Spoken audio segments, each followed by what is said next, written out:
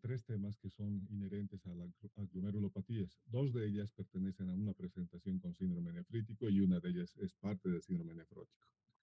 Damos comienzo. Ustedes pueden ver en el slide que se está mostrando en este momento que se encuentran en este dibujo las tres células y los tres espacios que generalmente componen el glomérulo. Tenemos ustedes en la parte de arriba la célula epitelial, luego la célula endotelial y la célula mesangial. Pueden apreciar ustedes que hay unos dibujos donde hay unas líneas de barras que son los espacios donde generalmente se pueden depositar las inmunoglobulinas o los inmunocomplejos, cuando estos se tienen que depositar y empiezan a hacer daño a nivel renal. Tenemos el espacio subepitelial por debajo de la célula epitelial, el espacio mesangial, que es todo el espacio que está alrededor de las células mesangiales, el espacio subendotelial y finalmente la parte membranosa, que es la membrana basal propiamente dicha. En esta proyección ustedes pueden apreciar la localización frecuente de enfermedades que vamos a abordar. Si las abordamos por el síndrome y las clasificamos en grupos de edad, vamos a ver que, por ejemplo, el síndrome nefrótico tiene tres posibilidades de presentación frecuentes. En los menores de 15 años, que serían pacientes pediátricos, en los pacientes adultos de 15 a 65 años y aquellos que son mayores de 65 años, los ancianos. En este sentido, ustedes pueden apreciar que en la parte de los pediátricos, la enfermedad más prevalente en cuanto a glomerulopatías es la enfermedad de cambios mínimos. En la edad adulta, la glomerulosclerosis focal y segmentaria, y en la edad de los mayores o los ancianos, la nefropatía membranosa. Esto como síndrome nefrótico. Nosotros vamos a abordar en esta clase lo que es la glomerulosclerosis focal y segmentaria, que es la más frecuente en la edad adulta con presentación de síndrome nefrótico. Si nos bajamos a la siguiente fila, en el síndrome nefrítico, las enfermedades más prevalentes o las formas de presentación más frecuentes son, por un lado, la nefropatía por IgA en los tres grupos de edad, vale decir, en los infantes, en los adultos y también en los ancianos. Y en segundo lugar, como síndrome nefrítico, está la glomerulonefritis membranoproliferativa o mesangiocapilar, que es muy prevalente también en los niños, en los adultos, e inclusive en algunos ancianos se podría presentar, pero en realidad la otra enfermedad que se presenta como síndrome nefrítico son las variedades de vasculitis que se abordarán en otra clase teórica. Si vemos las características que tienen estas enfermedades, podemos ver en esta proyección que hay en la parte que está coloreada están justamente las enfermedades que se presentan como síndrome nefrótico con sus características. Entre ellas ustedes pueden ver a la glomerulosclerosis focal y segmentaria. Pero por debajo, las que no tienen color son las que se presentan con características de síndrome nefrítico. Ahí están la glomerulonefritis membranoproliferativa, que va a ser abordada el día de hoy, la nefropatía por IgA, y otras dos que también tienen esta forma de presentación. Como ustedes pueden ver, estas dos enfermedades llevan las características de la tríada semiológica del síndrome nefrítico. Vale decir, presentan hematuria, hay insuficiencia renal y hay, en la mayor parte de los casos, hipertensión arterial. Algunas pequeñas diferencias que las vamos a abordar patología por patología es la participación del complemento y su actividad. Para cualquiera de estas enfermedades es imprescindible, luego de la parte clínica que vendrían a ser los exámenes laboratoriales de imágenes, sangre y orina, llegar al diagnóstico a través de la biopsia renal. Y las indicaciones de biopsia renal son la proteinuria persistente, la albuminuria persistente y la microhematuria también persistente. Estas son las tres indicaciones capitales para que un nefrólogo pueda proceder a realizar la biopsia renal, que es el dato sin el cual no podría realizarse la clasificación de estas entidades. Nos vamos a ir por el primer tema, que es la nefropatía por IgA. Esta es una entidad, una glomerulopatía primaria, que es bastante frecuente, no solamente en niños, pero después de la enfermedad de cambios mínimos, es una de las enfermedades que más afectan a todos los grupos de edad, inclusive a los pacientes pediátricos. El gran problema de esta enfermedad es que una buena parte de los pacientes que se diagnostican generalmente van a tener en la mayor parte de los casos un curso lento y benigno. Probablemente no lleguen hasta la pérdida definitiva de la función renal. Ustedes pueden ver por la estadística que la pérdida definitiva cuando el paciente tiene que entrar a diálisis está entre el 15 y 40%, que es un porcentaje mucho menor en relación a otras patologías que enseguida también las vamos a abordar. Por ejemplo, la glomerulosclerosis focal y segmentaria. Por otro lado, cuando hablamos de cuál es el problema mayor en la nefropatía por IgA, generalmente en el momento actual se ha llegado al consenso de que el déficit de glucosilación en galactosa en la inmunoglobulina A es el causante de este problema. Y luego vamos a ver cómo se dan estos eventos fisiopatológicos. Por lo tanto, existe una predisposición genética al cuadro. Quisiera que se fijen en este slide, que es el que explica los mecanismos fisiopatológicos, y es la teoría de los 4 golpes, de los 4 hits. Entonces, acá podemos ver en la parte superior izquierda el inciso A, que todo el fenómeno se desencadena a nivel del ilion.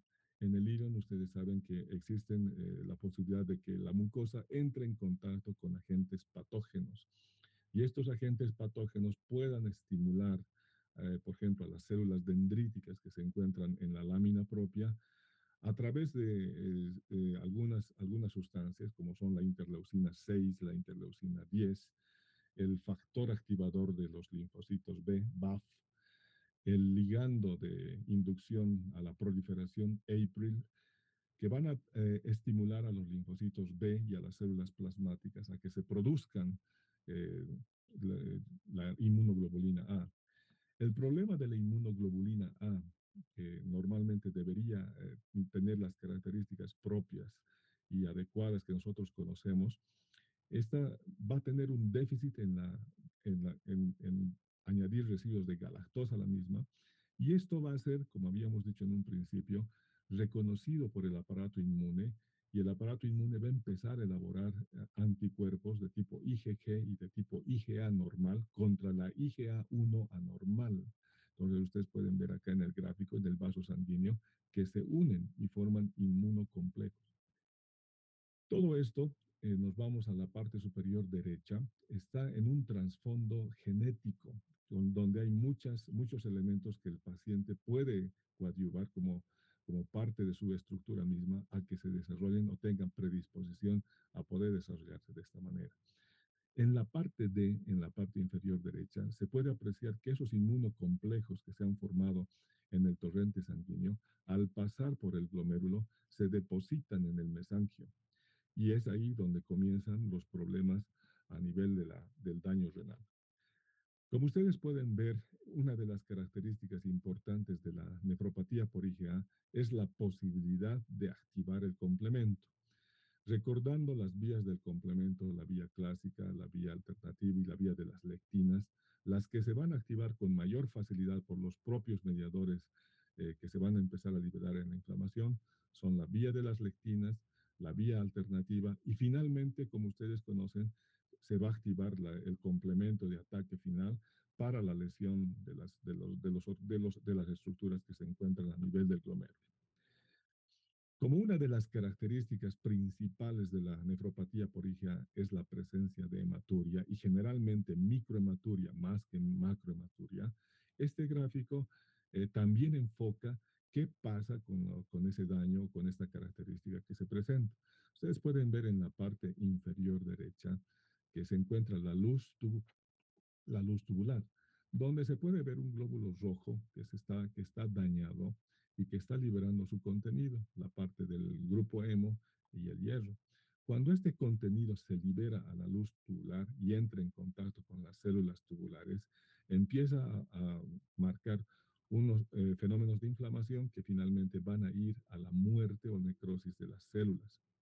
Por otro lado, ustedes pueden apreciar en el mismo gráfico que todo este contenido del glóbulo rojo, cuando se mezcla con secreciones naturales de las células tubulares, por ejemplo, la proteína de Tamm-Horsfall, va a empezar a formar moldes, cilindros hemáticos que van a empezar a tapar los túbulos renales y en forma retrógrada van a aumentar la presión intracapilar glomerular y el glomérulo se va a dañar por un lado por este mecanismo. También pueden ustedes apreciar que el organismo trata de defenderse a través de algunos factores, como por ejemplo la CD163, la hemoxigenasa 1, y los macrófagos que contribuyen a esta situación tratan de limpiar todo el fenómeno de inflamación que se está desencadenando. Si nos vamos hacia el dibujo de la parte izquierda, podemos ver un resumen de lo que va a acontecer dentro de este segmento. Por un lado, el estrés oxidativo, que es un elemento de ataque, la apoptosis, la fibrosis, la inflamación, la hipoxia, van a ser elementos que se van a desencadenar no solo fuera de la célula, sino también dentro de la célula tubular. Pero por otro lado, los mecanismos de defensa, como habíamos indicado, la hemoxigenasa, el monóxido de carbono, las biliverdinas, ferritina, aptoglobina, el CD153, son elementos de defensa que también se van a tratar de liberar. En muchos de los casos, cuando el equilibrio va en contra de los factores agresivos, el riñón va a ir perdiendo su funcionalidad y finalmente puede perder toda la capacidad de poder funcionar normalmente. En esta gráfica se ve la parte de aquellos factores que van a dar el pronóstico general a los pacientes que son portadores de la nefropatía por IgA. Por ejemplo, cuando vemos que la hematuria es macroscópica, generalmente se asocia a un daño que no es fuerte en la nefropatía por IgA, pero esto generalmente solamente vale en la población, por ejemplo, que es pediátrica. Cuando un adulto es afectado por esta situación, probablemente la situación no sea la misma. Otros factores que no influyen en el pronóstico de la enfermedad son el sexo, femenino, masculino, o los niveles totales de la inmunoglobulina A. Pero lo que sí puede influir en el pronóstico, en la pérdida de función renal, es la presencia de la nefropatía A en personas de edad avanzada, la condición socioeconómica, porque para realizar los diagnósticos, el manejo y el tratamiento de esta patología, como ustedes habrán visto, se requiere mucho laboratorio previo a la biopsia renal, la realización de la biopsia renal, el proceso de anatomía patológica que tiene que seguir, que por lo menos para realizar una biopsia pagada por el bolsillo del paciente, estaría saliendo en la toma de muestra solamente alrededor de unos 3.000 bolivianos y en el procesamiento de la muestra un promedio de 5.000 bolivianos para elaborar con todas las tinciones. Sumadas a todos los exámenes laboratoriales de sangre y orina específicos que se tienen que realizar, pues el paciente se ve muy afectado si es que no tiene la posibilidad económica de poderse costear. Realizado el diagnóstico, el tratamiento, generalmente son medicamentos no convencionales, pueden llegar a ser, por ejemplo, anticuerpos monoclonales, policlonales, dependiendo de la gravedad del caso, también va a ser un gran limitante para que el paciente solito pueda solventarse todo el manejo, el diagnóstico y el seguimiento de la enfermedad. Otro factor en contra es que en el momento que se haga el diagnóstico de nefropatía por ejemplo, a través de la biopsia, existe una proteinuria ya patológica.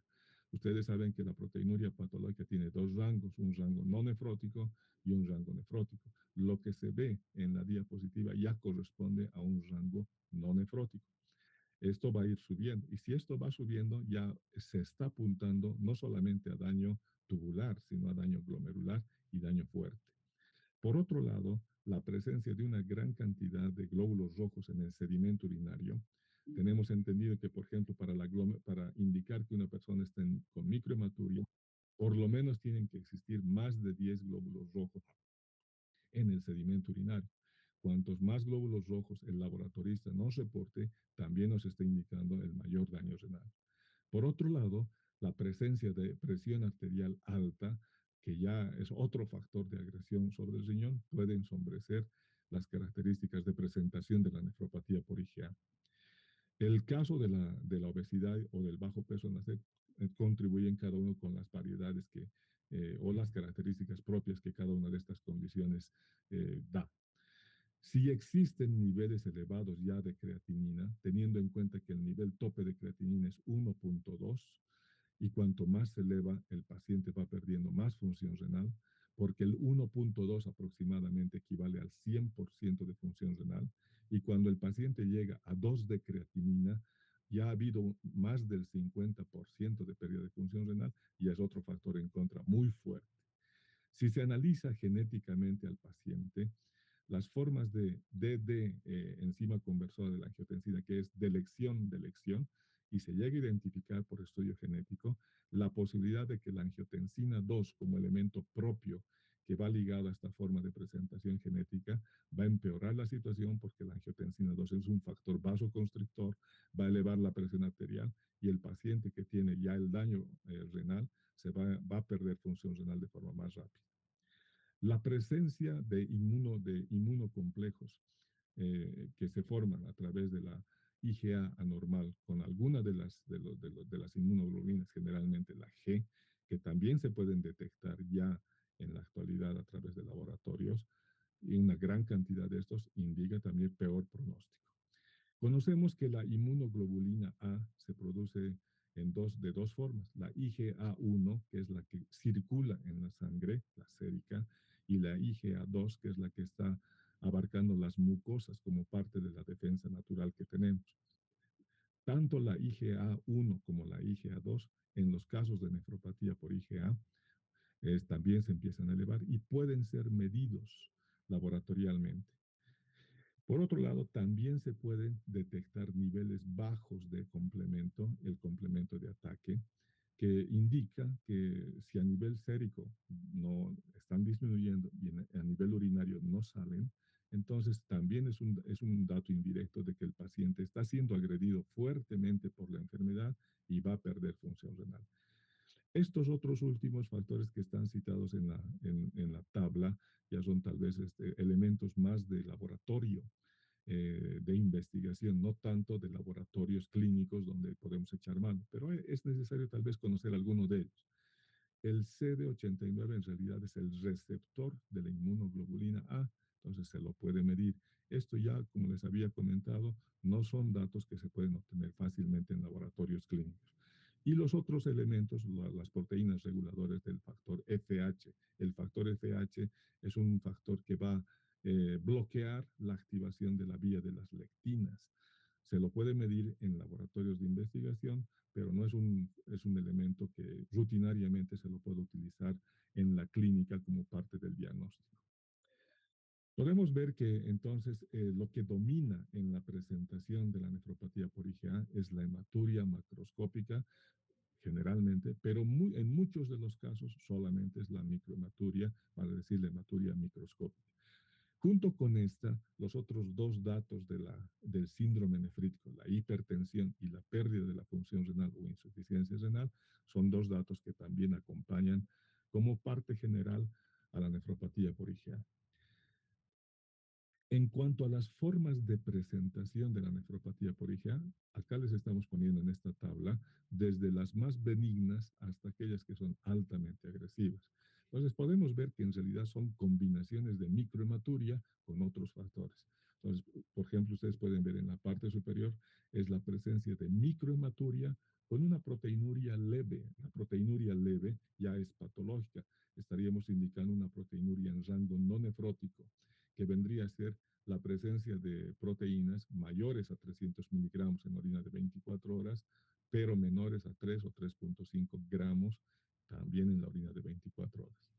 Otra forma de presentación, ya estamos yendo de lo más leve hacia cuadros más graves, es la presencia de microhematuria combinada con episodios de macrohematuria, que generalmente la macrohematuria está causada por infecciones en la vía urinaria que pueden complicar la pérdida de la función renal. Otra forma de presentación es la microhematuria o la macrohematuria con datos de insuficiencia renal aguda o lesión renal aguda. La lesión renal aguda, no nos olvidemos que se califica de acuerdo al consenso con la creatinina, el volumen urinario y la tasa de filtración glomerular. Otra forma mucho más agresiva es la presencia de microhematuria con la presencia de proteinuria progresiva, o sea, que no solamente se queda en rango no nefrótico, sino puede subir hasta rango nefrótico. El rango nefrótico, volviendo a recordar, es la presencia de proteínas por encima de 3 o 3.5 gramos en orina de 24 horas. Otra forma de presentación fuerte es la microhematuria con presencia de creatinina sérica elevada, por encima del 1.2 miligramos por decilitro, que es el tope de normalidad en la parte sérica. La presencia de microhematuria con hipertensión arterial, porque la presión arterial alta es un segundo factor altamente agresivo en cualquier enfermedad y en la que estamos tocando en este momento. O la presencia de microhematuria y que en la biopsia renal se vean lesiones fuertes, como por ejemplo sinequias, que corresponden a proliferación extracapilar en las variedades de presentación de la nefropatía por IgA. ¿Cómo llegamos al diagnóstico? Necesariamente, por un lado, hay un dato que es muy interesante en la parte superior, que es ver el nivel sérico de la inmunoglobulina A, porque precisamente está elevado, teniendo que los niveles normales son de 40 a 350 miligramos por decilitro. Entonces, en una persona, si medimos la inmunoglobulina A total, que marca la 1 y la 2, entonces estarán en niveles mayores a 350 miligramos por decilitro. Este es un factor que se puede medir en los laboratorios actualmente clínicos. Pero la parte importante para poder clasificar la variedad es llegar a la biopsia renal. Y como ustedes saben, la biopsia renal tiene tres grandes apartados. Por un lado, hacer las tinciones con microscopio óptico, la inmunofluorescencia y hacer incluso los estudios con microscopio electrónico. En el medio podemos hacer todas las tinciones con microscopio óptico, tenemos la posibilidad de hacer inmunofluorescencia, que existe en forma particular estudios a nivel del eje troncal, entonces La Paz, Cochabamba y Santa Cruz. Antes no había, pero actualmente sí los hay. Y el microscopio electrónico, cuando lo necesitamos, mandamos nuestras muestras a países cercanos, vecinos, fácilmente y nos reportan lo que nosotros deseamos encontrar. Entonces podríamos tener en la actualidad acceso a las tres formas de tinciones. En la microscopía óptica, el daño va a estar inicial en las células mesangiales y el espacio mesangial. ¿Cómo nos damos cuenta de qué tipo de inmunoglobulina o inmunocomplejo está metido y si realmente es la IgA la que está marcando el daño? Al hacer la tinción correspondiente en este caso, va a marcar IgA porque precisamente el reactivo para esta tinción se lo va a ver positivo. En las fotografías nos vamos a dar cuenta cómo se ve aquí. Este es un panorama de las variedades con microscopio óptico y con inmunofluorescencia. Ustedes pueden ver acá, son distintos tipos de afección glomerular. En esta que se encuentra en el inciso A, en la parte superior izquierda, se muestra la variedad mesangial, donde la parte más importante es precisamente este espacio y las células donde se encuentra proliferación. Al lado, en el centro, se encuentra la variedad endotelial. Si ustedes hacen la comparación, el espacio que se ha visto afectado es el endotelio y el espacio subendotelial, por supuesto. En la parte C se pueden ver las sinequias o las lesiones que se dan del glomérulo hacia la cápsula de Bowman. Entonces parece que hay una parte en la parte inferior derecha del inciso C que se está uniendo a la cápsula de Bowman. Entonces aquí hay daño mayor. El inciso D es una forma de calificar no solamente la parte glomerular. Este es un cilindro que está a gran aumento, donde se pueden ver tinciones en tricrómico. Y las partes azules indican fibrosis, no solamente de glomérulos, sino también de túbulos. Y cuando se enfoca a un aumento que permite ver el glomérulo, este cilindro, en el inciso E de los gráficos, se puede ver claramente que en el glomérulo existe un gran daño en forma de semiluna en la parte inferior, en el polo vascular, que llama la atención de la gráfica. Entonces se puede ver a través de estas lesiones que existe algo en ese sector.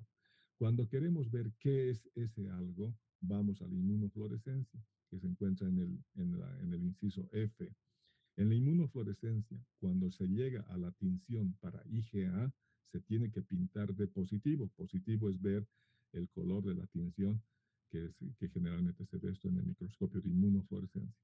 Siempre hacemos hincapié de que para ver las tinciones de inmunofluorescencia no se pueden ver muchas veces al microscopio como tal, sino se tienen que fotografiar porque con cada vista que se da a las tinciones de inmunofluorescencia, el tinte se va degradando y finalmente lo positivo ya puede no llegarse a ver. Entonces, por eso es que en todo el mundo, en los protocolos para ver la positividad o negatividad a la inmunofluorescencia, se analizan fotografías. Algo parecido ocurre también en el caso del microscopio electrónico. Otro dato importante es la presencia de la microhematuria que habíamos indicado. En esta gráfica lo que se observan son túbulos cortados transversalmente y donde están las flechas se encuentran los cilindros hemáticos. Claramente se los puede ver en forma de moldes. Lo que habíamos visto en dibujitos, estos son hallazgos ya en pacientes donde se ha realizado biopsia renal. Tenemos que tener en cuenta que para las variedades de la nefropatía por IgA existe una clasificación, la clasificación de Oxford, la primera el 2009, y la que ha sido actualizada es la del 2016 que les mostramos.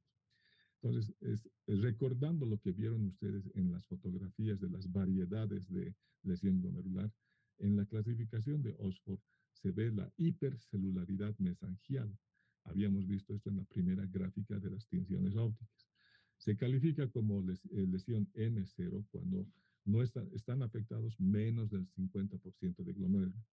M1 cuando hay más de 50 glomérulos. ¿Cuál es la característica? Que existe aumento de las células o proliferación de las células mesangiales por campo microscópico observado, tal como indica en la columna de la izquierda, mayor a 4 células mesangiales por cada campo que se observa. Normalmente solamente se observa una célula mesangial por cada campo microscópico. La otra variedad es la endotelial, que también habíamos visto entre las fotos de las variedades. Entonces, en la lesión endotelial, el estadio 0 está ausente de esa proliferación, el estadio 1 tiene presente esa forma de presentación.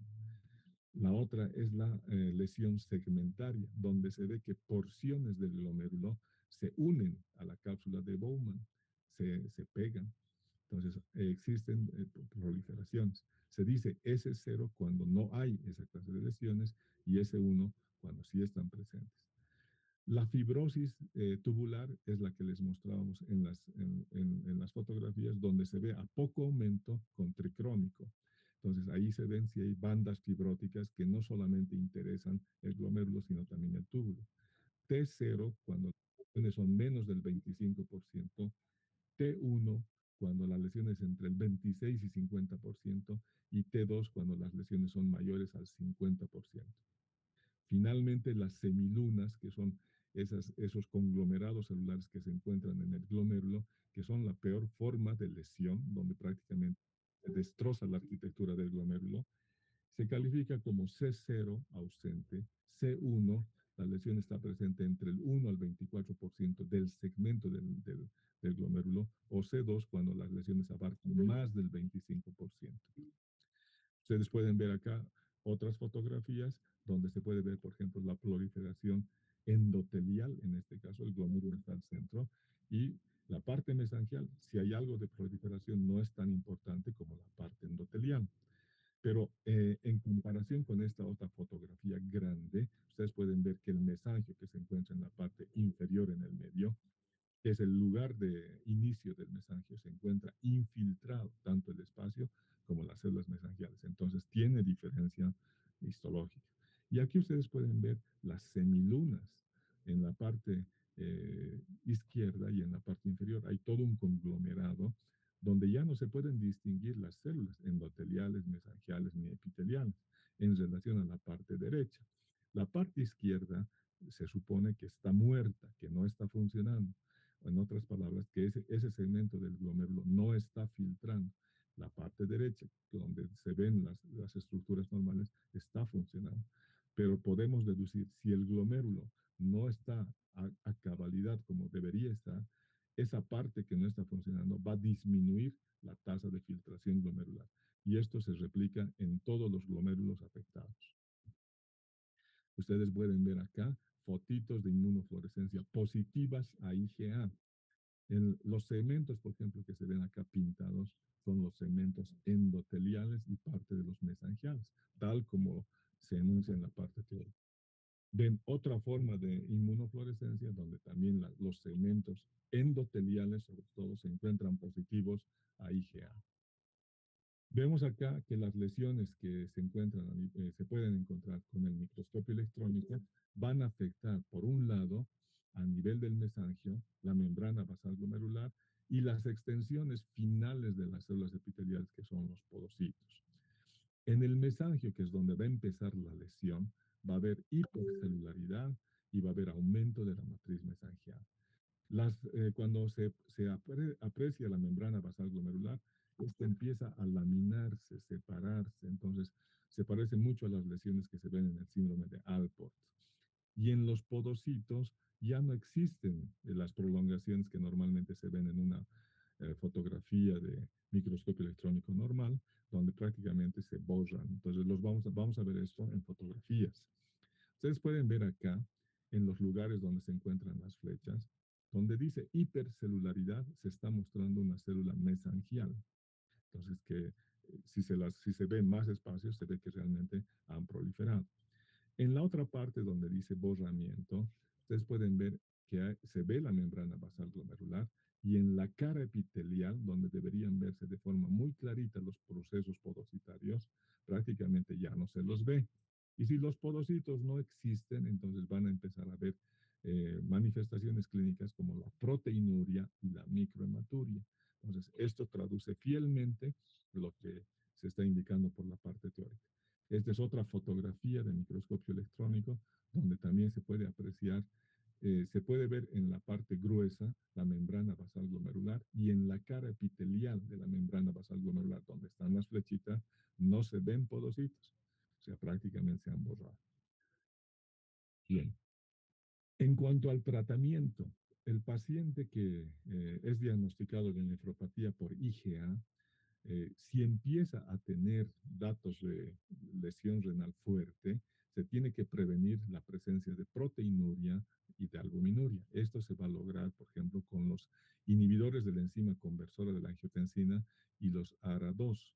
Sabemos que un efecto pleiotrópico de cualquiera de estos medicamentos es funcionar como protector renal o antiproteinúrico a la mitad de la dosis menor.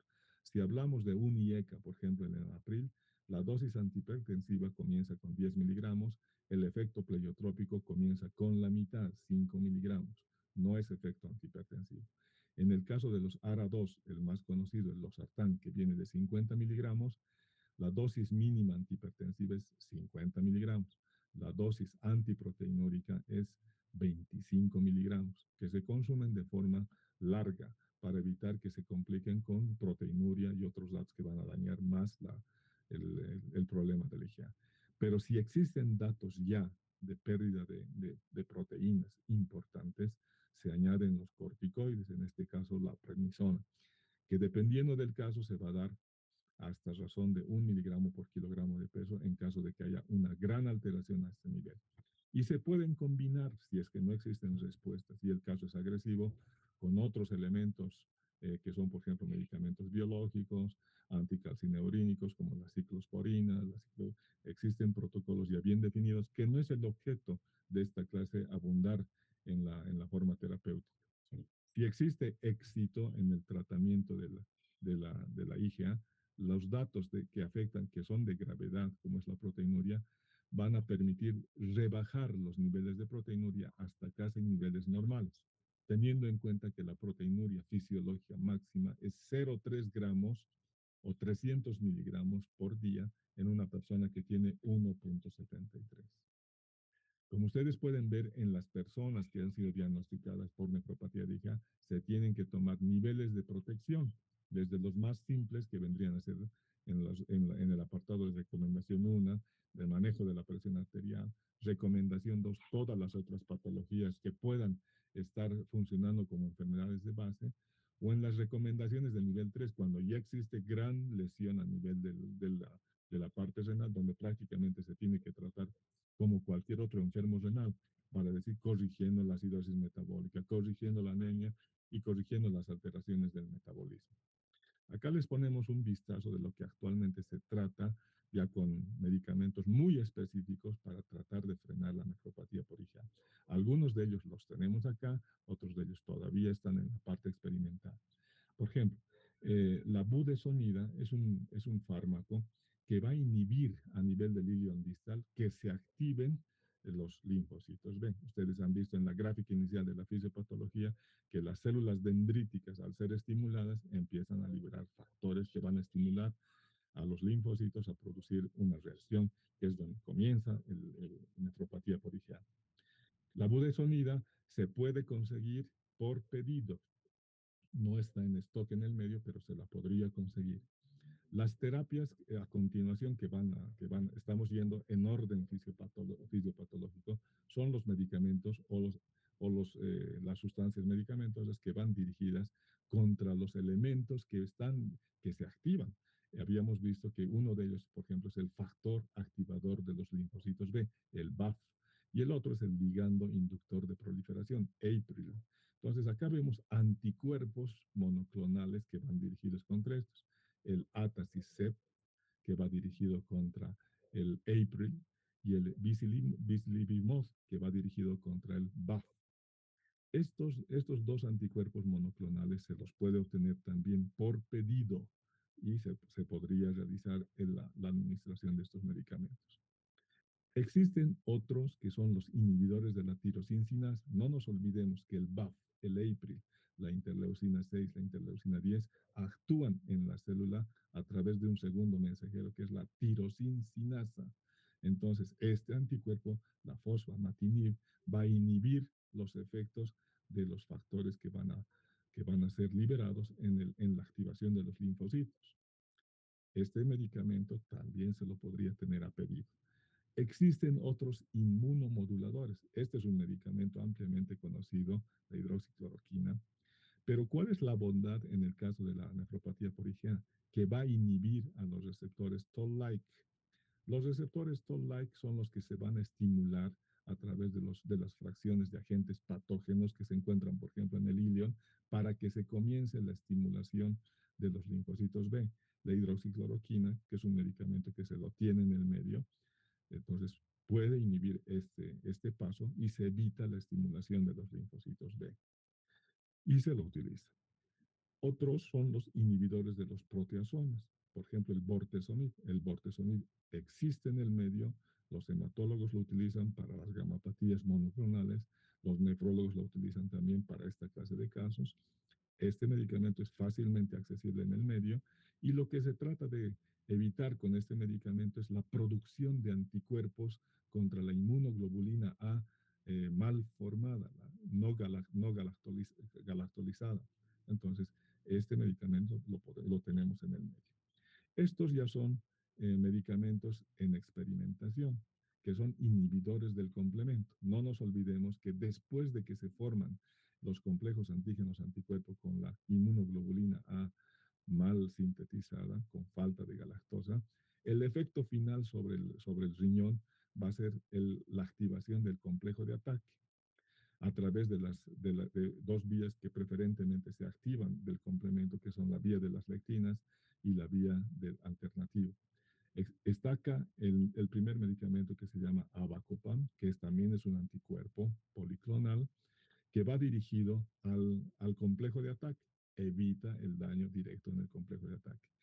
Este otro medicamento que está en experimentación, el LNPO023, inhibe a la vía alternativa y el OMS 721 va dirigido contra la vía de las lectinas. Entonces, este último grupo de medicamentos están en fase de experimentación y más corresponden a laboratorios de investigación, pero ya serían puntos muy específicos para evitar el daño a nivel de las células. Nos vamos a la segunda eh, glomerulopatía, que es la glomerulonefritis membrano-proliferativa, que también se presenta como síndrome nefrítico. El lugar es una forma de presentación cuando se hacen biopsias poco frecuente, incluso mucho menos frecuente que la nefropatía por IgA. Solamente se encuentra alrededor del 10% de esta clase de variedades cuando hay el daño.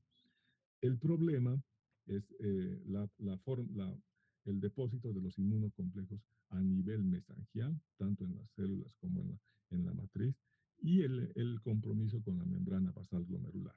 Entonces, podemos ver que se parecen un poco a la parte de la nefropatía por IgA.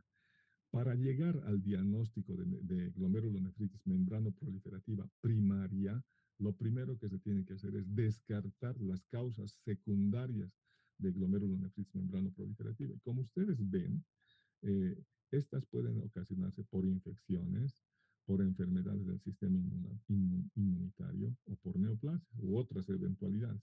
Cuando ven las infecciones, pueden ser bacterianas, por ejemplo, la endocarditis, virales, la hepatitis C y la hepatitis B, que es muy prevalente en pacientes, por ejemplo, que se encuentran en diálisis, parásitos, algunos de ellos los tenemos en el medio, la malaria, por ejemplo, la presencia de enfermedades autoinmunes previas, el lupus eritematoso, las vasculitis y otras que tienen una frecuencia de presentación relativamente alta y las vemos nosotros en la parte de nefrología, o las neoplasias, las gamopatías monoclonales. Acá estamos viendo, por ejemplo, el mieloma, leucemias o linfomas, que también tienen su frecuencia de presentación mm, bastante importante.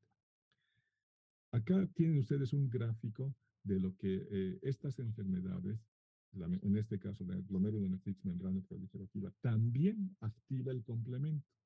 Y el complemento que generalmente la vía que es activada también es la vía de las lectinas y la vía alternativa.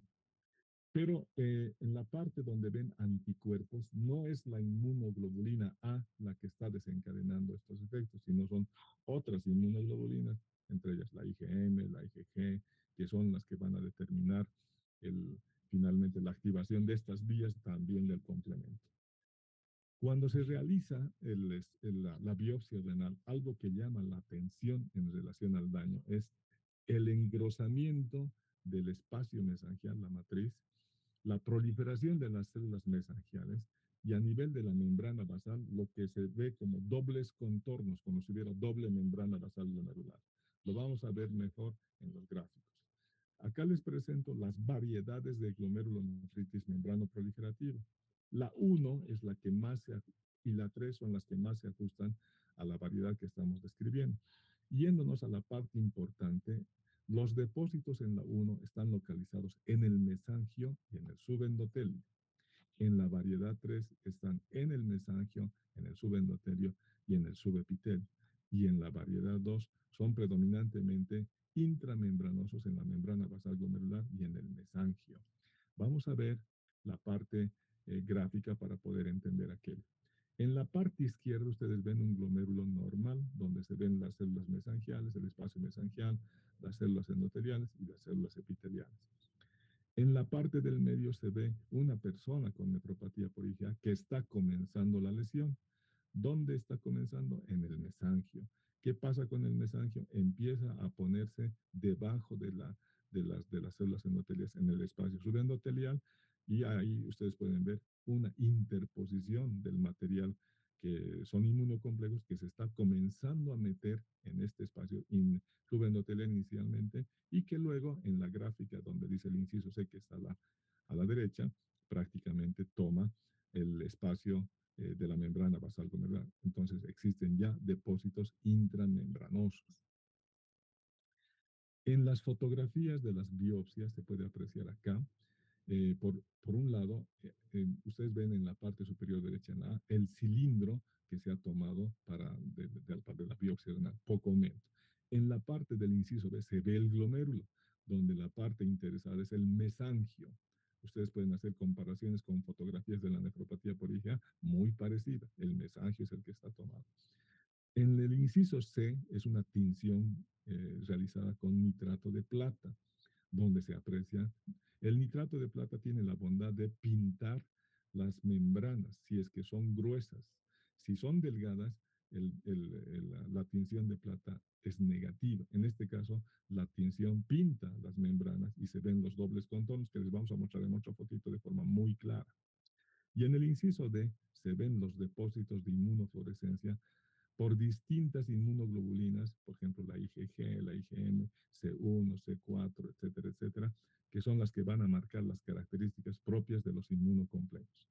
Estas son fotos ya un poco más amplificadas donde se puede ver el daño mesangial. El mesangio comienza en el polo vascular que está en la parte derecha y se va extendiendo a través de todo el glomérulo. Acá vemos la tinción de plata mucho más clarita, donde las membranas basales parece que se hubieran partido en dos y donde está la flechita se ven prácticamente el doble contorno. Hay un espacio entre la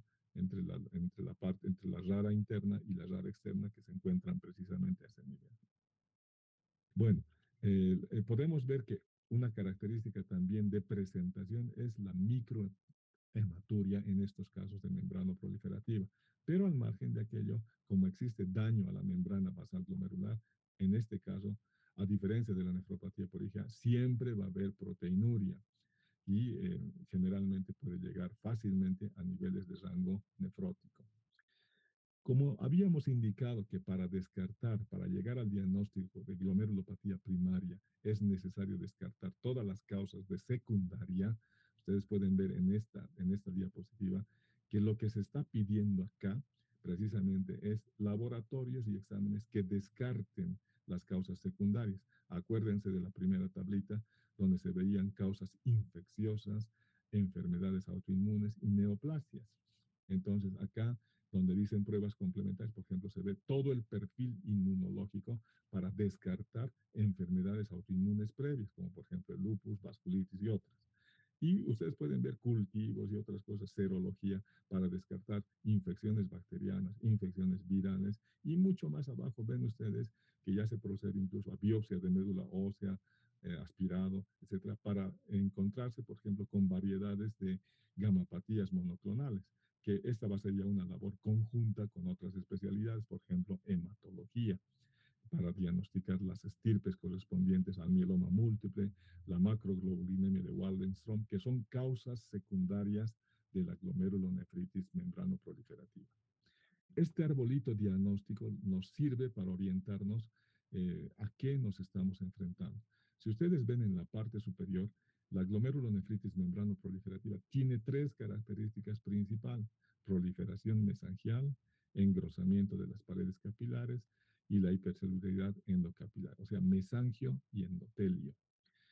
Pero no solamente es privativa de la glomerulonefritis membranoproliferativa. Entonces, lo primero que tenemos que hacer luego de las tinciones de microscopía óptica es la inmunofluorescencia. A través de esto podemos descartar, por ejemplo, la nefropatía por IgA, porque si no marca como positivo la IgA, entonces puede corresponder a glomerulonefritis membranoproliferativa. La parte izquierda, donde dicen inmunoglobulinas y complemento, son las que van a marcar a la glomerulonefritis que estamos estudiando. Entonces, donde dice depósito policlonal, estas son las posibilidades que tenemos para ir al cuadro que en este momento estamos analizando. Más hacia la derecha están las otras variedades que se parecen a la glomerulonefritis membranoproliferativa, pero que van a ser objeto de estudio en otros temas que vamos a abordar en las clases teóricas.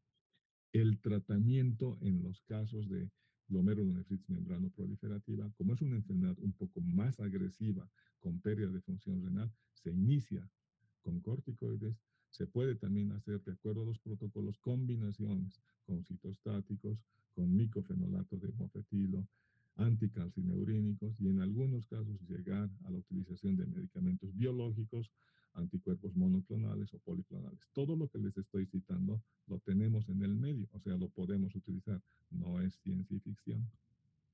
Y finalmente, la parte de la tercera glomerulopatía que estamos analizando en este momento es la glomerulosclerosis focal y segmentaria, que se presenta como síndrome nefrótico. Las dos anteriores son síndrome nefrítico. Esta variedad de síndrome nefrótico es muy frecuente, sobre todo en adultos. Acuérdense de esa diapositiva inicial donde se veían por síndromes y por grupo etario, pediátricos, adultos y personas mayores. En el síndrome nefrótico, la más abundante era la glomerulosclerosis focal y segmentaria. Casi llegan en los adultos entre 35 a 40% en su frecuencia de presentación. En los niños no es despreciable, pero podría llegar hasta un 15%. Y de los pacientes que son diagnosticados con glomerulosclerosis focal y segmentaria, más de la mitad, entre el 60 y 70%, pierden definitivamente la función renal. En otras palabras, o se van hacia el trasplante renal o si es que no tienen esa opción, se quedan en tratamiento de sustitución renal. De los pacientes que se trasplantan, una cuarta parte de ellos puede tener nuevamente la glomerulosclerosis focal y segmentaria porque existen algunos rasgos que hacen que se presente de nuevo, de nuevo. En cuanto a la clasificación de la glomerulosclerosis focal y segmentaria, hay tres variedades, la primaria, la secundaria y la que está superpuesta a otras enfermedades renales. La que estamos enfocando es la primaria, vale decir, la que tiene trasfondo autoinmune. Pero ustedes pueden apreciar que en la forma secundaria va relacionada con dos formas interesantes en cuanto a los pacientes. Los que tienen reducción de la masa renal funcionante y los que no la tienen, los que tienen masa renal normal. Dentro de los que tienen reducción de masa renal funcionante, por ejemplo, son aquellos que tienen, eh, por ejemplo, agenesia renal, hipoplasia renal, etcétera. Y los que tienen masa renal normal llaman la atención que los pacientes con sobrepeso, obesidad, diabetes mellitus, eh, cardiopatías cianóticas, síndrome de apnea del sueño, son aquellos que pueden estar ligados a áreas. Bueno, eh, en cuanto a las variedades propias de la glomerulosclerosis focal y segmentaria, que son más explicativas, la periliar, la del segmento apical o tip lesion, la celular, la colapsante y la no especificada. Ustedes pueden ver ya acá en los gráficos iniciales que esta es una enfermedad altamente agresiva porque destroza la arquitectura fácilmente y en poco tiempo. Por un lado, en la parte superior izquierda, en el tricrónico, pueden ver bandas de fibrosis a nivel de los túbulos. O sea que es una lesión que no solamente afecta a glomérulos, sino también toda la unidad anatómica y funcional. También afecta a los glomérulos y pueden ver en la parte inferior dos glomérulos, uno con tinción universal y otro con tinción tricrómica, donde se ven semilún, donde hay un conglomerado de células que prácticamente están borrando la arquitectura a nivel del glomérulo y se supone que ese sector del glomérulo no está funcionando. Acá vemos las 5 variedades de la glomerulosclerosis focal y segmentaria. La NOS es la variedad no especificada, not otherwise specified. Entonces se puede ver que hay proliferación a nivel mesangial y endotelial, las partes rosadas que se encuentran en el dibujo. Y estas van a disminuir la capacidad de filtración del glomérulo. Luego vemos la capacidad periliar. Acá el lugar afectado es el polo vascular, donde se encuentran la arteriola aferente y eferente, y es el lugar de nacimiento del mesangio. Entonces, en la gráfica se ve el lugar de la lesión. En las fotografías de pacientes reales se ve tal cual, los dibujitos están expresados en esta clasificación. Luego tenemos la variedad celular. La parte afectada no es preferentemente el mesangio, sino el endotelio. Entonces ustedes pueden ver algunos segmentos que están más engrosados del endotelio y el espacio subendotelial. Luego vemos la lesión TIP. La lesión TIP de la glomerulosclerosis focal y segmentaria está al frente en el polo urinario del glomérulo, donde nace el túbulo contorneado proximal. Ese es el sector preferentemente afectado. Y la variedad colapsante, que también es muy frecuente en presentación, son las semilunas que se encuentran conglomeradas en sectores del glomérulo. Y finalmente, ustedes pueden ver en la parte gráfica que la inmunofluorescencia nos permite identificar qué inmunocomplejos están presentes. En alguna oportunidad les había indicado que para inmunofluorescencia se hacen por lo menos entre 24 y 28 tinciones. Cada tinción es un reactivo, IgA, IgM, C1Q, properdina, etcétera, etcétera. Entonces, cuando es positivo se pinta fluorescente y cuando es negativo no se ve nada, el campo es oscuro, negro.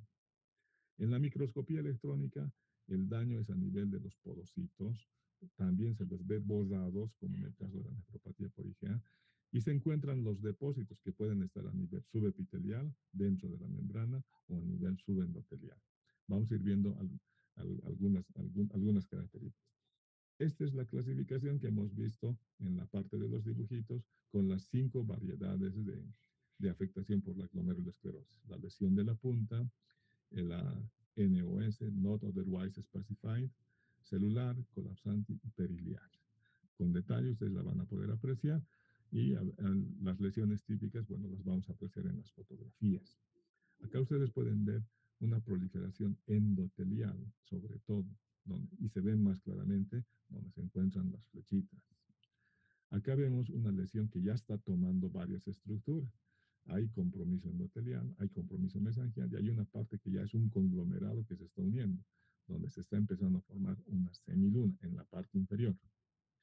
En el tricrómico ven sectores en el lado derecho que están interesados en la parte del mesangio y en la parte superior izquierda ya es una semiluna en formación. Entonces, los sectores donde están infiltrados no están funcionando. Del glomérulo, el 100% podríamos decir que en esta gráfica el 60% está lastimado, lesionado, no está funcionando. Acá vemos en tricrómico con mucha más claridad segmentos que están respetados y los segmentos que ya están deformados en cuanto a su arquitectura y se han formado semilunas. En la parte superior izquierda se ve claramente una de estas lesiones. Cuando se toma la inmunofluorescencia, los segmentos afectados se van a colorear o se van a teñir del reactivo. En este caso puede ser IgM, IgG o cualquier elemento que puede estar involucrado en esta clase de lesión. Ustedes ven acá distintos tipos. Acá se puede ver prácticamente una semiluna positiva a los inmunocomplejos que estamos estudiando. Y cuando se quiere ver en la microscopía electrónica, entonces lo mismo. Ustedes pueden ver en la parte de las flechitas, se ve la membrana basal glomerular, se ve la luz capilar, se ve el espacio urinario y se ven las células podocitas, las células extracapilares, es decir, las células epiteliales viscerales, pero no se ven los podocitos. También hay una pérdida de podocitos. Y si hay pérdida de podocitos, va a haber proteinuria, va a haber albuminuria patológica y probablemente también se puede acompañar de algunos rasgos de microhematura. Amplificada, la fotografía de microscopía electrónica se pueden apreciar en el sector donde se encuentra en la cara epitelial, que se ven las células epiteliales, pero no se ven los podocitos. Entonces, esto permite ver que realmente la lesión es fuerte. ¿Qué es lo que va a suceder o cómo se va a presentar la glomerulosclerosis focal segmental? Como síndrome nefrótico. Recordando la tríada semiológica, el síndrome nefrótico se presenta con proteinuria, hipoproteinemia y edema. Entonces, y además, algo que sí caracteriza esta enfermedad es la pérdida de la función renal fuerte, rápida. Entonces, el paciente tranquilamente podría perder toda su función renal en poco tiempo. Es necesario para el diagnóstico la realización de la biopsia y también es necesario completar con otros exámenes laboratoriales que son parte de las pruebas de función renal para ver las características propias de la enfermedad. Finalmente, en cuanto al tratamiento, pese a que en muchas ocasiones se realizan terapias asociadas o terapias con elementos hasta novedosos, anticuerpos monoclonales, policlonales, biológicos y otros, casi ninguno de los protocolos puede llegar a frenar o parar las variedades fuertes de la glomerulosclerosis focal y segmentaria, como por ejemplo es la NOS y la variedad colapsante, que generalmente no responde a nada. En estos casos, a lo más que se puede llegar es al trasplante renal y dar un seguimiento y en los pacientes que no tienen esa opción, quedarse en tratamiento de sustitución renal. Ahí hemos terminado el tema que nos toca para esta fecha. Muchas gracias.